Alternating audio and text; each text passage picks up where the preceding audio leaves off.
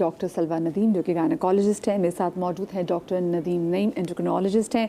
हमारे साथ मौजूद हैं डॉक्टर सादिया खालिद जो कि फैमिली फिजिशियन है, और हमारे साथ मौजूद हैं डॉक्टर बिल्किस शेख हर्बलिस्ट।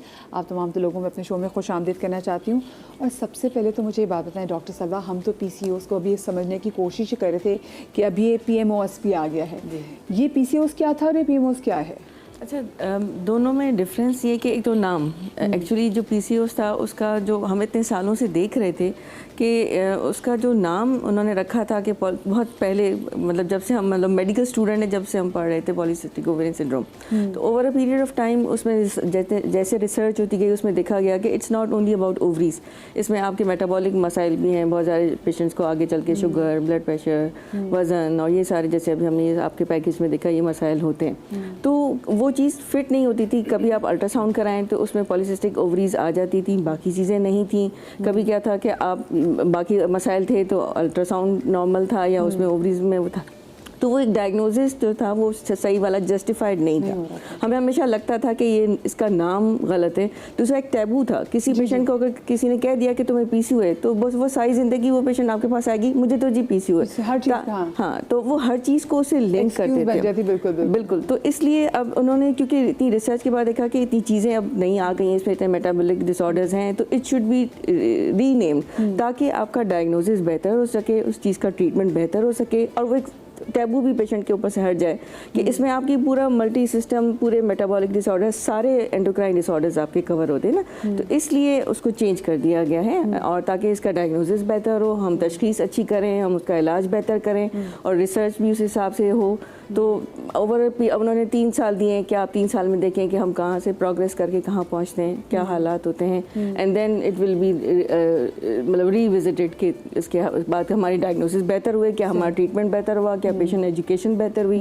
तो इस हिसाब तो इसमें भी एक तरह से देखा जाए तो जिद्दत आ जाती है। डॉक्टर साहब मुझे बताइए, PCOS की वजह से जो है ये इतना हार्मोनल इम्बैलेंस होता है, या हार्मोनल इम्बैलेंस की वजह से PCOS होता है उसे? हाँ, ये ना एक बड़ा इंपॉर्टेंट सवाल है।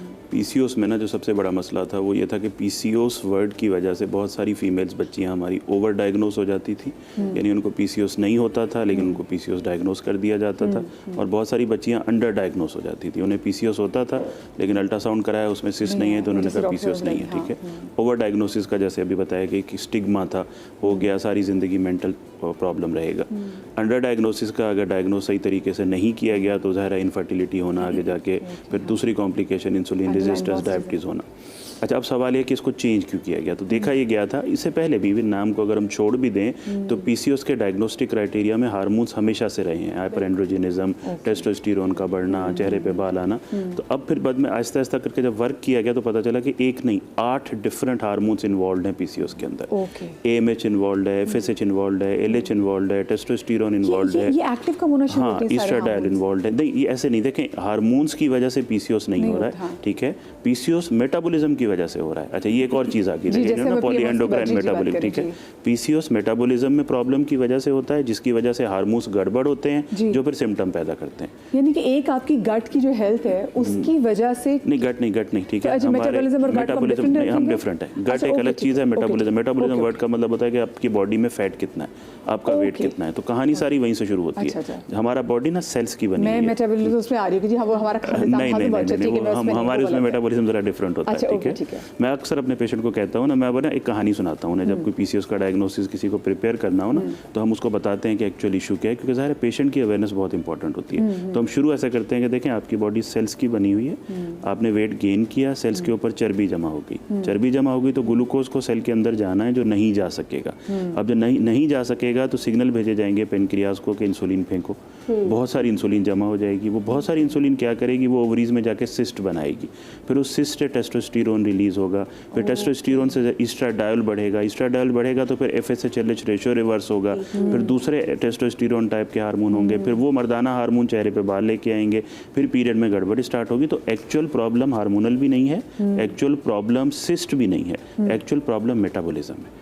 यही रीज़न है कि इस पूरे पैरामीटर को ना चेंज किया गया है कि हम मेटाबॉलिज्म को अगर टारगेट करेंगे ना तो हमारी सारी चीज़ें ठीक होना शुरू हो जाएंगी। ये तो कितनी अच्छी आपने जो स्टोरी बताई, मेरे ख्याल से स्टोरी बताना बहुत ज़्यादा ज़रूरी था for our better understanding. Doctor साहब, आपके पास जो लोग लड़कियाँ आती हैं, जैसे मैंने बात की ना कि हम बहुत सारी चीज़ों की हम एक्सक्यूज़ बना लेते हैं। जैसे मैंने अक्सर लोगों को देखा कि वो थायराइड की वो जो बना लेते हैं, जैसे मेरी फ्रेंड है वो ऑन एंड ऑफ वेट जो है गेन करती है और रिड्यूस करती है, तो कहती है थायराइड का इशू है।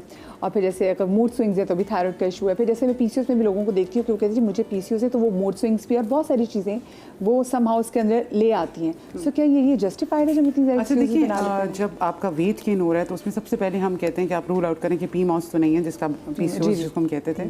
अच्छा, वेट गेन अगर हो रहा है और अननोन कॉज है, आपको नहीं समझ आ रही है, तो प्लीज़ अपना पीमॉस का वर्कअप ज़रूर करवाएं, ठीक है। उसमें क्या कुछ आ जाता है डॉक्टर? देखिए, उसमें आप जो है वो इंसुलिन लेवल्स करवाते हैं, फास्टिंग, उसमें आप ग्लूकोज लेवल्स करवाते हैं, उसके साथ आप FSH, LH, उसके साथ वेरी इंपॉर्टेंट जो है अब हम OGTT जो ओरल ग्लूकोज टॉलरेंस टेस्ट है वो भी हम रिकमेंड करते हैं। तो ये सारे टेस्ट हैं, ये करवाने के बाद जो पेशेंट हमारे पास आता है तो हमें क्लियर पिक्चर मिलती है कि whether it's because of the PMOS या कोई और अंडरलाइन कॉज है। सही। अच्छा, और आपके पास जो आती हैं, जो ख़वातीन लड़कियां पेशेंट्स आती हैं, उनमें से कितनों में आप देखने की रेशियो कि आपको लग रहा है कि बढ़ता चला जा रहा है, कम हो रहा है? देखिए, हमें जो अभी हमने स्टडी देखी, हर 8 में से 1 खातून जो है वो पीमॉस का शिकार है और टोटल 170 मिलियन ग्लोबली इस खवातीन अफेक्टेड हैं। तो आप खुद देखने की इसका रेशियो क्या है। बिल्कुल।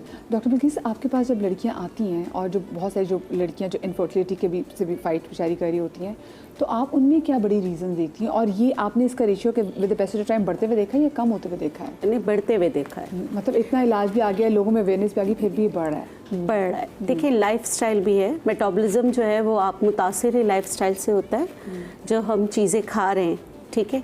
अब हमें उसमें फंस गए, जैसे हम कहते हैं कि आपने जो खाना है, तो कहते हैं गंदम उसका तो एक ही, कैलोरीज एक है, लेकिन उसकी ताकत अलग है, उसकी चीज़ें अलग है, तो अलग अलग चीज़ें, मतलब हमें समझाने में बहुत ज़्यादा प्रॉब्लम होती है। जैसे डॉक्टर साहब ने कहा E1 E2, अगर E1 बढ़ जाए, वो भी मेटाबॉलिज्म की वजह से बढ़ जाता है, तो मेटाबॉलिज्म की वजह से बढ़ जाता है तो बहुत सारी चीज़ें होती हैं, समझने की ज़रूरत है। हर एक को जो है ना इंसुलिन रेजिस्टेंस चीज़ों पे भी नहीं डालना चाहिए। अब इतनी दुबली पतली होती हैं वो, जब उनको PCO डायग्नोज होता है तो उनको इंसुलिन रेजिस्टेंस की जो अद्वियात है वो दे दी जाती है, वो चकरा रही होती है और खा रही होती है। ऑब्वियस ये भी नहीं ना, तो पीमॉस में सारी चीज़ें आ जाती है ताकि वो देखभाल कर उनको अद्वियात दिया जाए। सही।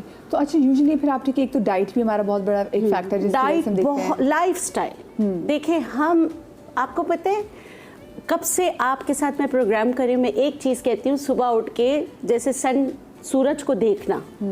आप साइंस कह रही है, जब आप सुबह उठ के सूरज को देखते हैं तो आपका मेटाबॉलिज्म भी सही होता है, आपके हार्मोन्स भी अच्छे होते हैं, सारी चीज़ें। देखिए ना, एक मज़हब ऐसा है जिसमें सूर्य नमस्कार किया जाता है, वो आपको बैलेंस करता है। तो हम, आप बताएं, हम तो सूरज जब निकल रहा हो तो सो रहे होते हैं हमारे बच्चे, सारे जेनजी सो रहे होते हैं। बिल्कुल ऐसे ही है। और जेनजी क्या, मैं बड़े बूमर्स और जनरेशन एक्स को भी देखूं तो लोग वो भी सो रहे होते हैं। यही है ना। हाँ। देखिए, आप जब तक, अल्लाह गफूर रहीम ने, सूरज का काम अलग है, चांद का काम अलग है, वो आपके हार्मोन्स, देखिए आप शायद साइंस मानने लगेगी कि जैसे कहते हैं ना सूरज ग्रहण, चांद ग्रहण, उसका असर बच्चों पर होता है।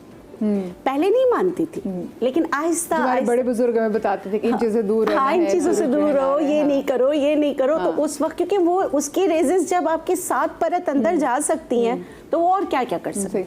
अच्छा डॉक्टर साहब, वेट के अलावा और कौन कौन से फैक्टर्स हैं जो कि पीमॉस को बढ़ा रहे हैं? जी जी। एक तो जेनेटिक टेंडेंसी है, ठीक है, और दूसरा जैसे हमने कहा कि आपकी, हम साउथ एशियन पॉपुलेशन है, तो हमारे एरिया में ओवरऑल पीमॉस का रिस्क ज़्यादा है, ठीक है। इसके अलावा हमारा लाइफस्टाइल, जैसे डॉक्टर बिल्किस ने कहा कि हम सारा दिन सेडेंटरी लाइफस्टाइल, मतलब हमने प्रोसेस्ड फूड एक तो ज़्यादा खाना शुरू कर दिया है, हम एक्सरसाइज नहीं करते हैं, हेल्दी फूड नहीं खाते हैं, पानी ज़्यादा नहीं पीते हैं, सारा दिन स्क्रीन और कोई आउटडोर एक्टिविटी नहीं करते हैं। दूसरा ये कि हमें जो फूड भी हम खा रहे हैं वो भी, जैसे आपने बात की कि चिकन में वी डोंट नो कितने इंजेक्शन लगते हैं, हार्मोन्स, इसी तरह जो गोश्त है, जो इवन मीट में भी वो, उसको भी हमें पता है कि कितने इंजेक्शंस लगते हैं, प्लस गाय भैंस को दूध देने के लिए उनको भी इंजेक्शंस लगते हैं। सो इफ़ द आपका जो रूट वो है कि आपका सॉइल, आपका पोल्ट्री, आपका फूड, जितने आपके ये गंदम वंदम उगाई जाती हैं उसमें भी देखें आप क्या क्या वो डालते हैं, तो आप वहाँ से ही रूट आपकी ख़राब आ रही है ना, तो आप वही खाना खा रहे हैं और उसके बाद आप एक्सरसाइज नहीं कर रहे हैं, आपके स्लीपिंग जो वो है साइकिल वो ख़राब है। हाँ। अच्छा, मैं डॉक्टर सफर से भी आपने बात की ना, मैंने देखा है कि प्रोसेस फूड जो है वो वेस्ट में भी लोग बहुत इस्तेमाल करते हैं, लेकिन वो वॉक करते हैं, उनकी फिजिकल एक्टिविटी ज़रूर होती है। आप देखें, आप कहीं बाहर जाएं, हर गोरा 5 बजे सुबह उठ के वॉक एक्सरसाइज कर रहा होता है, रन कर रहा होता है। 12 बज रहे, 1-2 बज रहे हो, तो इतनी सख्त गर्मी में वो अपनी रनिंग करेंगे, वॉक करेंगे, उनको जब टाइम मिलता है। एग्जैक्टली। और दूसरा, जैसे आपने वो बात की थी कि गट बायोफ्लोरा की, सो अब तो नई रिसर्च ये आ रही है कि आप ऐसी डाइट दें जो आपके गट बायोफ्लोरा को चेंज करे, जो कि पीमोस के पेशेंट्स को फ़ायदा दे। इट्स नॉट कि वन टेलर डाइट सबको दे दें आप कि यही डाइट खाओ वजन कम करो, no, it should be according to your individual needs. आपकी बॉडी मेटाबॉलिज्म कितना है, आपका वर्कआउट कितना है, उसके हिसाब से टेलर मेड होनी चाहिए। और उसमें बहुत सारी पेपर्स आ रहे हैं कि आप उनके गट फ्लोरा चेंज करें, क्योंकि पीमोस में ये है कि गट फ्लोरा चेंज हो जाता है, इसलिए उनकी एब्जॉर्प्शन ख़राब हो जाती है, इसलिए वेट गेन, उनका इंसुलिन रेजिस्टेंस, ये सब स्टार्ट हो जाता है। अच्छा, लेकिन मुझे बताइए, इससे नाम से ये क्यों आता था कि जैसे हम वो पीकोस से बात करें कि आपकी ओवरीज में सिस्ट है, क्या इसमें यही एंड में होता है कि ओवरीज में जो सिस्ट क्राइटेरिया है ना, बेसिकली रोटरडम क्राइटेरिया हम कहते हैं, 2003 में आया था वो क्राइटेरिया। ये कहता था उसमें एक कंपोनेंट ओवरीज में सिस्ट का था कि तीन कंपोनेंट बेसिकली होते थे। एक कंपोनेंट ये था कि ओलिगो या एन ओवोल्यूशन, ठीक है, पीरियड लेट हो जाना। अच्छा, अब ये लेट हो जाना भी ना बड़ा एक कॉम्प्लेक्स है। अक्सर फीमेल कहती हैं कि 2 दिन लेट हो गए तो पीरियड लेट हो गए। नहीं, अगर आपकी age for example menarche start हुई है, जब पीरियड स्टार्ट हुए हैं, उससे फर्स्ट 3 इयर्स के अंदर अगर आपके पीरियड 45 डेज को क्रॉस कर रहे हैं तो लेट कहलाएंगे। उसके बाद 35 डेज को क्रॉस कर रहे हैं तो लेट कहलाएंगे। या 3 महीने से पीरियड यानी कि आपकी ड्यू डेट से अगर वो 45 यानी कि नहीं, ड्यू डेट से 5 दिन एक्स्ट्रा, ड्यू डेट से 5 दिन टोटल एक्स्ट्रा, तो वो लेट। हाँ, ठीक है। अच्छा, तीसरा, अगर 3 महीने से पीरियड नहीं आया तो इसे एनोवुलेशन कहेंगे। चौथा, अगर साल में 8 या उससे कम पीरियड आए हैं तो ये ओलिगोवुलेशन कहलाएगा। ये क्राइटेरिया नंबर 1 था। क्राइटेरिया नंबर 2 था कि हाइपर एंड्रोजिनिज्म, चेहरे पे बाल आना, एक्नी आना, सर के बाल गिरना है, जिसमें टेस्टोस्टेरोन लेवल्स का बढ़ जाना। थर्ड, सिस्ट था। अच्छा, सिस्ट का भी अपना क्राइटेरिया, ये नहीं है कि 4 सिस्ट आपने देखी, अल्ट्रासाउंड वाले ने पीसीओस लिख दिया और वो क्राइटेरिया में फिट हो गया, ये नहीं है, ठीक है। सिस्ट भी ज़्यादा होनी चाहिए, या तो आपकी ओवरीज का साइज 10 सेंटीमीटर से 10 मिलीलीटर से ज़्यादा हो, या फिर आपकी सिस्ट एटलीस्ट जो है ना वो 3 to 9 मिलीमीटर की 12 सिस्ट हो। नए क्राइटेरिया में 20 सिस्ट हो। तो 3 में से अगर 2 चीज़ें हैं तो पीसीओस कहलाता है। यही रीज़न था कि कुछ लोगों को पहली 2 चीज़ें नहीं होती थी, पीसीओस आ जाता था, वो ओवर डायग्नोस हो जाते थे। कुछ लोगों को पीसीओस से उसमें अल्ट्रासाउंड में नहीं आता था तो वो अंडर डायग्नोस हो जाते थे। यही रीज़न था कि अब इस क्राइटेरिया को, इस नाम को ही चेंज कर दिया गया। इस एम्ब्रेला में हम लेकर आ गए। अच्छा, एक और चीज़ अगर आप अलो करें तो मैं करना चाहूँ, क्योंकि वो ना बेसिकली पॉली एंडोक्राइन कर दिया गया ना, तो हमारी जो नॉलेज पीएमओस की बहुत सारी थी, वो बहुत ज़्यादा तेज़ी से जो पेशेंट को बताते थे लोगों तक पहुँचाना चाहते हैं। तो दोनों क्वेश्चन में मैं थोड़ा सा ऐड करना चाहूँगा। जैसे मैम ने कहा टेस्ट कौन कौन से करवाने चाहिए, तो PCOS is a diagnosis of exclusion. ये नहीं है कि आपने 3-4 चीज़ें देखी और पीसीओस बना लिया।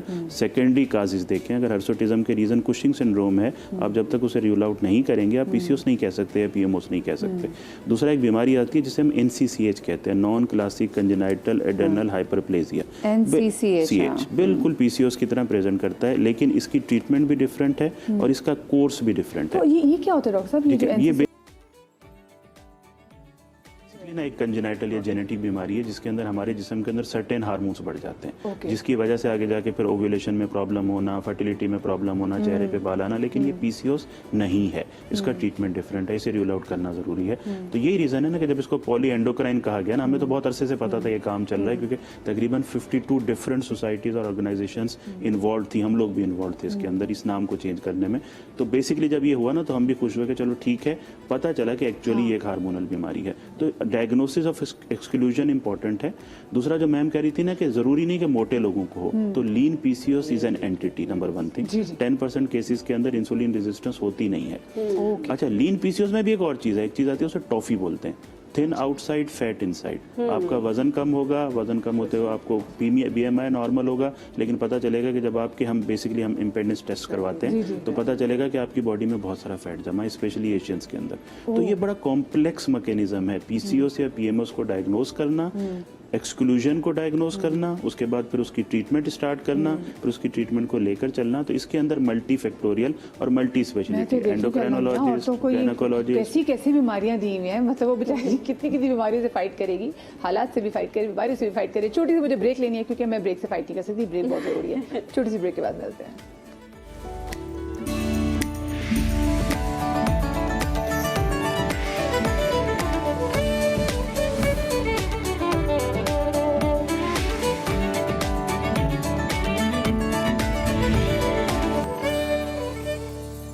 Welcome back after the break.